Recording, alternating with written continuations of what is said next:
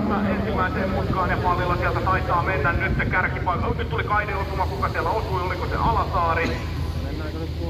Viiman taisi mennä pitkäksi, vai onko Alasaari jompikumpi nyt niistä on mennyt pitkäksi? Kyllä Viiman on siellä mennyt pitkäksi niin, että siellä johtaa Ilona Laaksonen. Pallilla tulee hienosti sieltä sivusta, yrittää ottaa ykköspaikkaa ja saa sen. Tuleeko kaide eteen? Kyllä Pallilla osuu kaiteeseen. Nyt Laaksosella on vielä hyvä mahdollisuus päästä sieltä sisältä ohi. Ei sitä kuitenkaan tee. Jaana Koskema on siellä ensimmäisenä Pallillaan häirittämässä. Tuolla ykköspaikkaa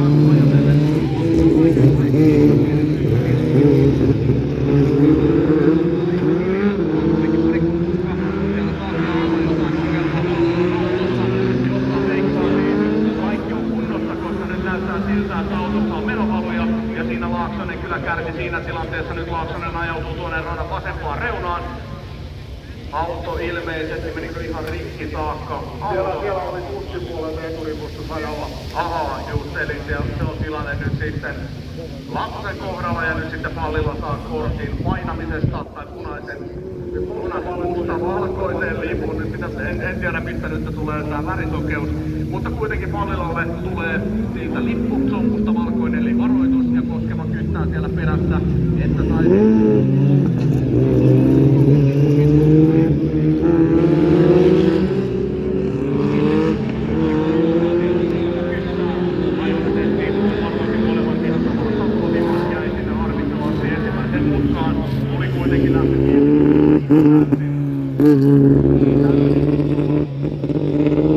Pallilan kanssa rinnan ykkösmutkaan, mutta nyt näytti siltä, että siellä Pallilalla oli parempi tuuri ja Viman sitten ajautui pihalle. Alasaari tällä hetkellä kolmantena Viman.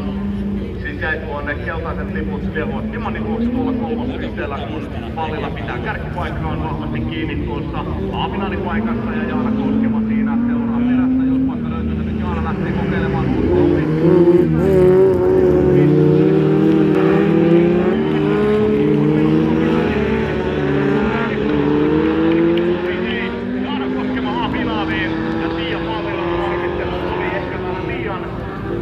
Läpinäkyvää parilla aiemmalla kierroksella ja Koskema haittoi tilanteen, pisti vilkun oikealle, käänsi tuolta ulkokautta ohi varikkomutkasta ja kuten sanottua, niin kyllä